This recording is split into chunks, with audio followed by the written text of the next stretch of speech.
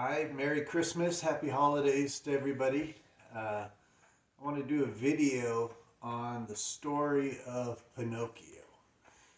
There's a amazing movie out right now by Guillermo del Toro on Pinocchio. Of course, Walt Disney did the classic version of Pinocchio, and it's all based on the book by Collodi. And so I want to talk a little bit about it because there's some profound esoteric ideas in it. There's some Gnostic ideas in it, and it outlines the path of initiation, both within the growth of an individual, but also collectively of where we need to go to. So it's really appropriate that this movie has been released. And though there's some slight differences between Del Toro's version of it and Disney's version of it and the original book, there's some key elements that we find within them all that I think we need to hit on. And so hopefully this will give you a new appreciation for the story, and also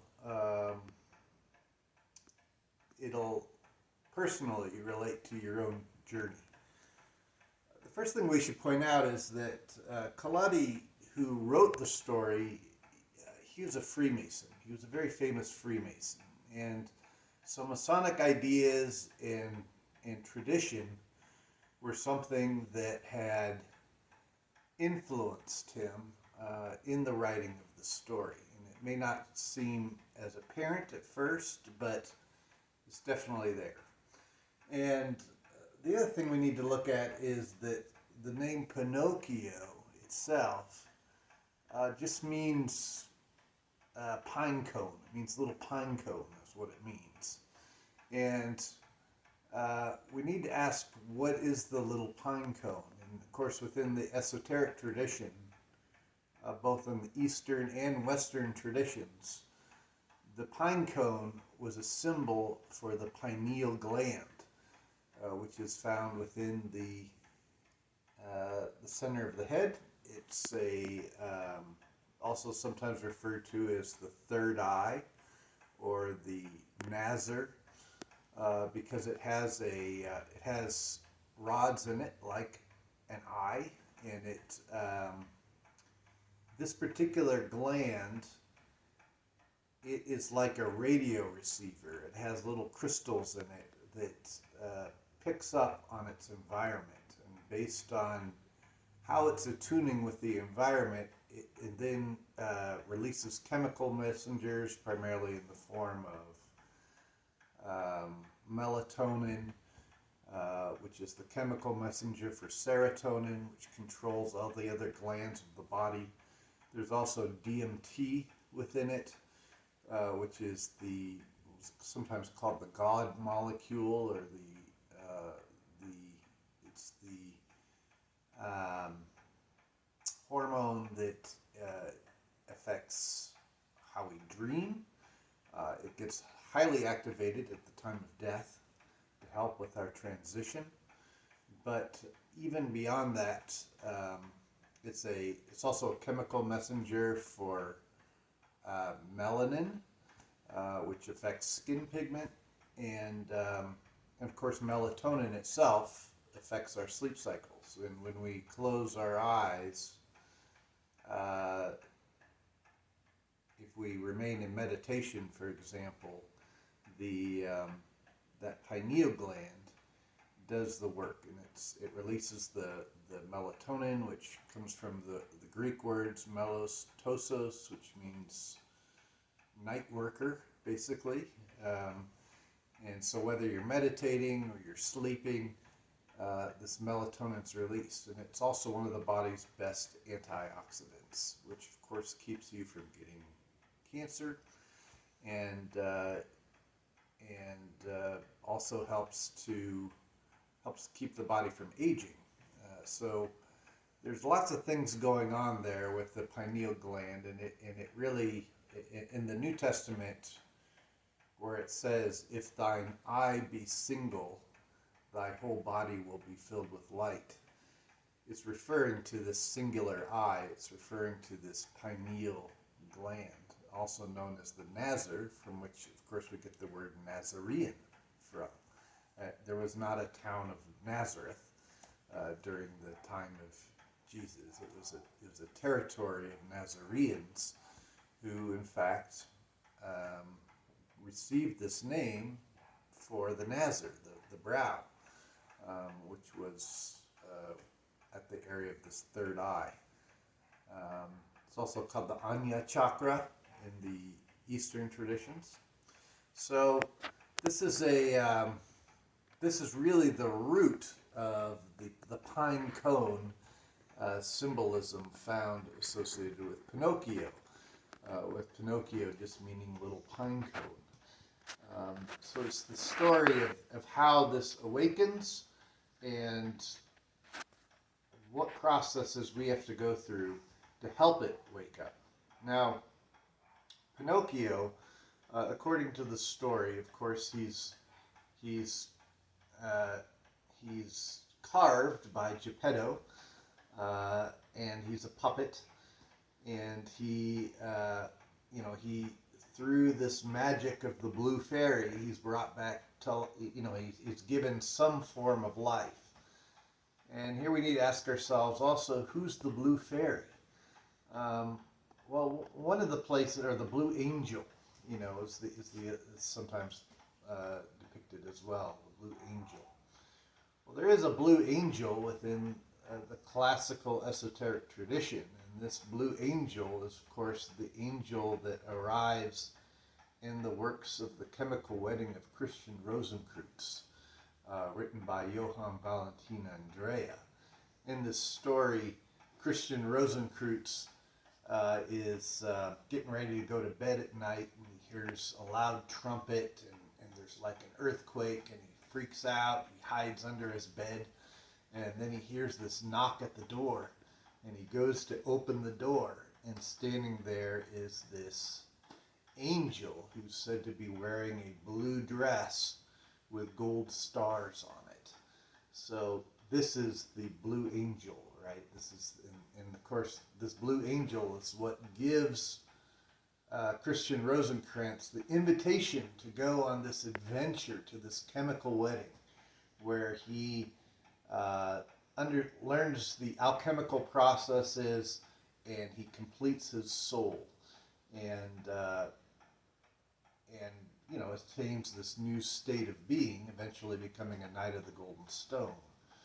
In the story of Pinocchio, the blue angel also sends the character on an adventure, but in this instance, this puppet is given life, and it's full of zeal, and it works almost like some form of a homunculus or a golem, in which it's a created being that's been given life, some form of life, and but he is very much a boy. Pinocchio is this little boy, and he's full of all the ignorance that people have when they're little. They don't know how the world works. They don't know the dangers that are out there, and they also don't understand how they can be manipulated by power structures, whether that be governmental or religious, or even being manipulated by the senses themselves. In the Disney version of Pinocchio, in particular, we find Pinocchio being titillated by sweets and the carnival of Pleasure Island. And this represents all the sensations of life, all the things that are pull us, at all the titillations in life, which as when we're young, we're prone to being drawn into. In fact, the in Del Toro's version of the story, he doesn't go to Pleasure Island per se, but he is pulled into all kinds of influences. It's described that he's particularly lured by hot chocolate, for example, and he's there are forces that are trying to turn him into a soldier, or they're trying to turn him into some sort of a beast of burden. In the Disney version, which is really nice, the boys at Pleasure Island, of course, as they're titillating themselves with cigars and with candy and with gambling and with all of these distractions from the true life, they don't realize that they're being turned into donkeys. And of course, the donkey is a symbol for the ego. It is a beast of burden that is extremely stubborn. In fact, when you think of stubborn animals, the donkey is what you think of. The donkey or the mule, is the stubborn animal. And it represents the ego that wants to get its way, and it wants to do its thing, and it wants to be titillated. And as long as we give into that, we don't realize that we are being turned into beasts of burden. We are actually being turned into slaves for power structures that are manipulating us with those things. And this is, of course, what happens. It's happening to Pinocchio. It's happening to the other children. They're all being turned into these slaves, and they don't realize it. They're being turned into these donkeys, these beasts of burden. They're not thinking for themselves. They're ruled by their passions. And so the first stage within all initiatic traditions was always to be able to learn to subdue your passions. And what's meant by this is not to get rid of your passions, but rather to direct them towards constructive outcomes, so that you don't become a slave to them. Because as long as you're a slave to your passions, then there are always people that are going to put things before you to trick you into going for them in the attempt to so that they can manipulate you. They will offer you this shiny thing in order for you to do whatever for them. And most people, they just do it, and they don't think about it, and as a result, they end up being turned into slaves. The same thing happens in Del Toro's Pinocchio, but it's a little more subtle. Instead of him actually turning into a donkey, Pinocchio, gets enlisted to become a soldier. In particular, in Del Toro's version, there's a fascist regime that's set up, and this is really what happened in Italy back in the day. And there was you had, everyone thinks about Hitler in Germany, but there was also Mussolini in Italy, and he was doing the same things. He was doing the same tricks to try to get people worked up, give them a fake identity that they hang on to, so that they'll do anything to preserve this fake identity and for these fake titillations, and so they're able to sent out to war to do the dirty work for the dictator. Well, this happens all the time in all governments. No government's immune from it. No power structure has been immune to it in the history of the human race, as far as I've been able to see. And uh, as long as people don't have control over their passions, as long as they don't have, um, they haven't learned to subdue their passions and use them as an energy for transformation instead of, um, being drowned in by them, then they're going to end up becoming slaves. They're going to become a beast of burden, if not to a government, to their own addictions. So these are all things that are played with in the Pinocchio story. One of the things that Pinocchio then does is he actually has to journey into the deep.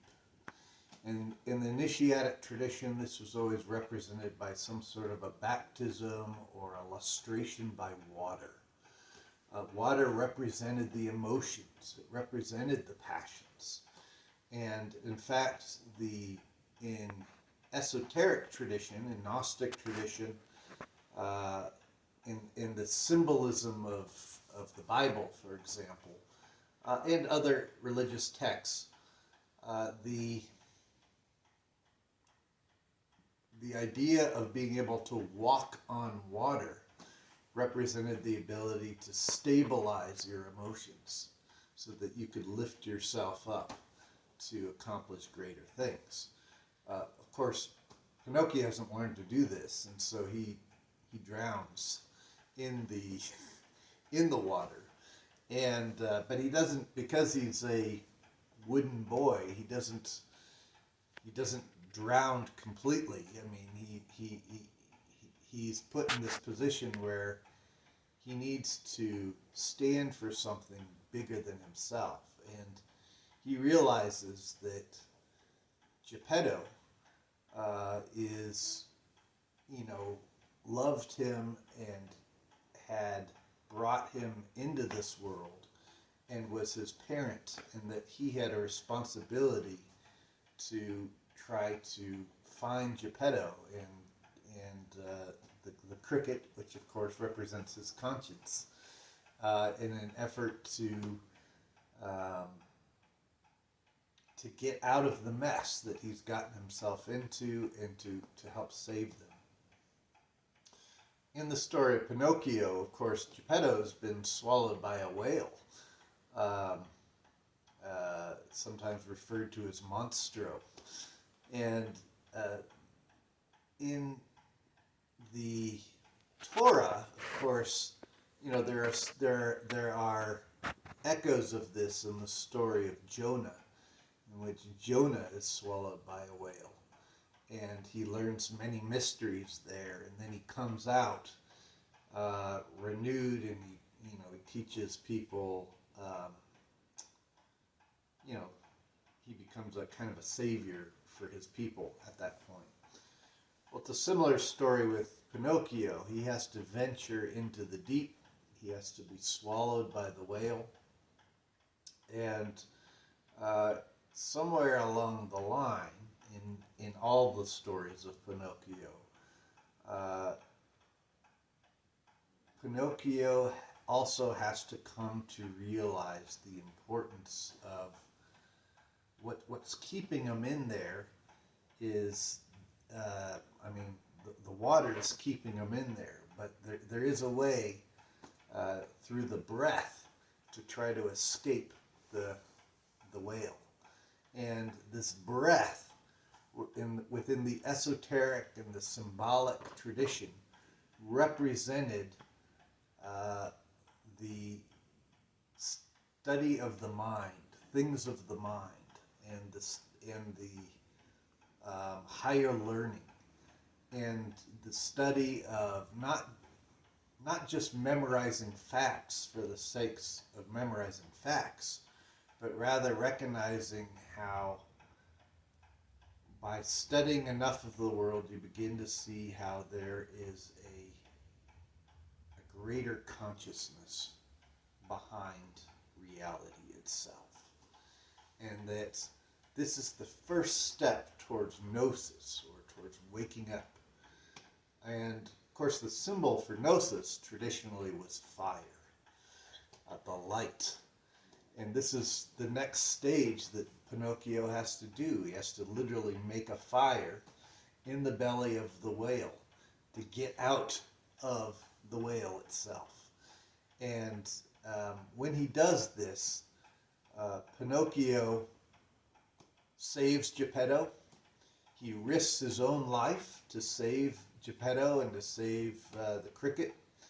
And he ends up dying. A part of him ends up dying in the process. But because of his bravery, and because of his self-sacrifice, and his willing to do things because of his conscience, and because of his love, and because of his recognition of the bigger order of things, then of course we come back to our friend, the Blue Angel, who turns Pinocchio into a real boy. And this is the path that this is the path of mastery. This is the path we all need to take, where we start out as an ignorant little child, wanting childish things and being impulsive and being prone to being manipulated by people because we don't know any better, and because of our addictions we may develop, or other things that we think we need in life that we don't really need. But somebody taught us along the way we needed these things in order to make it. And these things are really just crutches. And at a certain point, we have to give all that up in order to move forward. We have to understand the bigger universal order to things, the bigger science behind creation. And then with hope, it's hope that our lower self dies off and our higher self attains gnosis. And this is mastery. This is what makes Pinocchio the real boy. This is what makes him a real person, because he has a true heart, he has a true conscience, and he is following that. And that is in turn what brings about not only his salvation, but the salvation of Geppetto and the salvation of the cricket. And ultimately, through his story, our own salvation. And so, certainly Del Toro plays with this idea somewhat with the wooden Jesus in the movie, and the similarities between the wooden Pinocchio and the wooden Jesus. And Jesus, of course, goes through this same transformation. And in the story of the Christian story, of course, Jesus rides the donkey into Jerusalem, and it represents him overcoming that lower nature and using it as controlling it to ride into the Holy Land. He's not getting rid of his ego, rather he's using it as a vehicle to ride into the holy place.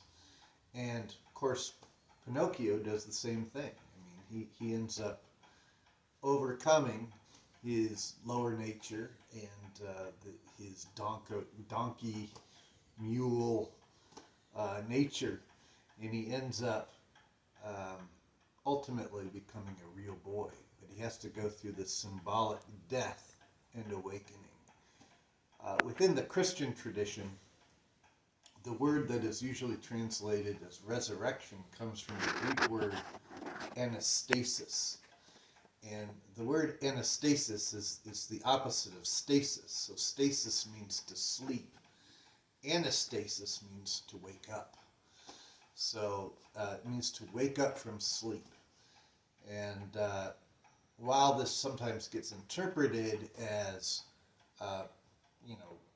awakening up from the dead, to the early Christians, it could be argued, to the Gnostics, to the mystic Christians, this process was actually waking up to our true divinity, and that we are waking up from the slumber that we've been in, where we've been walking through the world in a zombie-like state, half dead, half awake, not even conscious of why we're doing things in the world, and instead of being driven by impulses and being told what to do by authority without thinking about it, we have to at some point wake up to the fact that we collectively have this divinity within us, and that it's connected to a bigger universal order, a greater consciousness, sometimes referred to as God or Allah or Creator or Source or Yahweh or Elohim or El Elyon or any number of other terminologies, but this, or sometimes referred to as the Christos consciousness itself, the universal consciousness. This is something that we all need to wake up to. And it doesn't matter what religion you are, all myths point to this journey. This is the hero's journey. And we certainly find it within the story of Pinocchio. And as he wakes up to this, as his third eye opens up, as his little pine cone opens up in his consciousness, he too has attained the new realization, and he's a new boy, he's a new person, he has attained mastery. He becomes the Christos rather than just a Christian. He becomes the awakened Christ. This is the second coming of the Christos. This is the second coming of Christ. It's when each and every one of us individually goes through this journey and eventually wakes up. So the story of Pinocchio is much deeper. There's much greater levels to it than is normally, that I think most people think about. But whether you're watching the Walt Disney version or the Del Toro version, or you just read the book itself, the idea behind it that Coletti was trying to say, he had been initiated into this language, this symbolic language, and he tried to incorporate it in the story, and the story is there for us now to use as a metaphor for our own lives as we personally make this journey.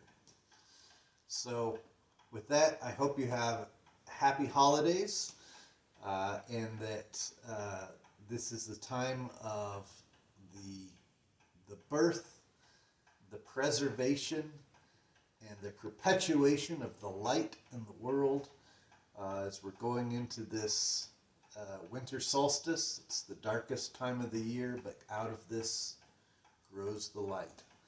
And just as Pinocchio's light grew, as he learned to stop telling lies and became an authentic person, in the same way, I hope in the coming year you go through your own journey